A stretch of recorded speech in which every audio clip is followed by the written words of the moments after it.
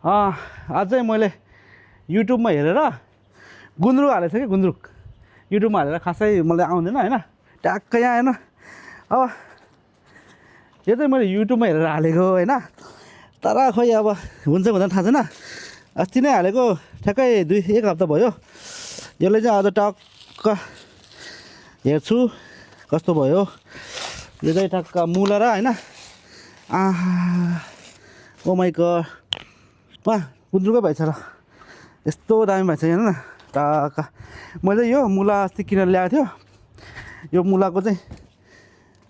गुन्द्रुक हाल्ने अब यसलाई चाहिँ के गर्नुपर्छ यो चक्क यो ओछ्याउनुपर्छ क्या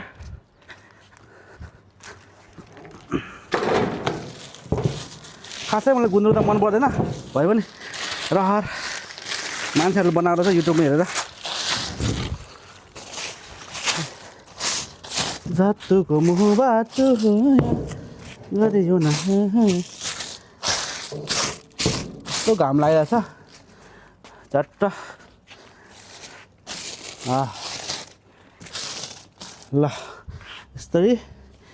यो चाहिँ ठ्याक्कै एक हप्ता भयो यो मुलाको गुन्द्रुक हो मैले युट्युबमा हेरेर बनाएको लगभग पाक्यो होला हेरौँ है ओ डल्लै भएछ त आम्मा ल सलाका यार यो चाहिँ टक्क 2 दिनसम्म के अरे सुकाउनु पर्छ रे घाममा यस्तो दामी छ हेर्नु न यो मुलाको धेरै भएन कस्तो अमिलो भएछ अमिलो अमिलो हुँदो रहेछ ट्राई हेर्नुहोस् यसरी बनाउने हो गुन्द्रुक होइन अब सिकेर नसिक्ने के छ र यो संसारमा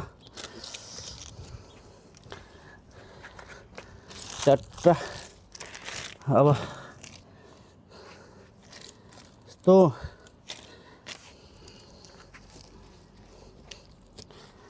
यो 2 दिन लाग्छ होला यो सुक्नलाई पनि घाम त्यति छैन आजभोलि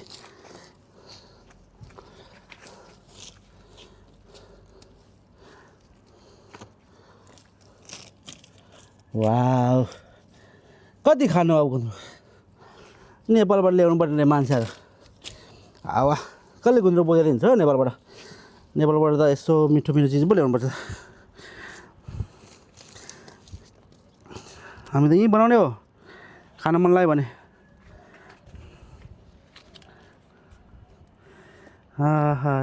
साग यो चाहिँ उसको हो फेरि यो के अरे मुलाको हो यो मुलालाई यस्तो हानेको छ कि मैले यस्तो हानेको छ कि यस्तो हेर टक्क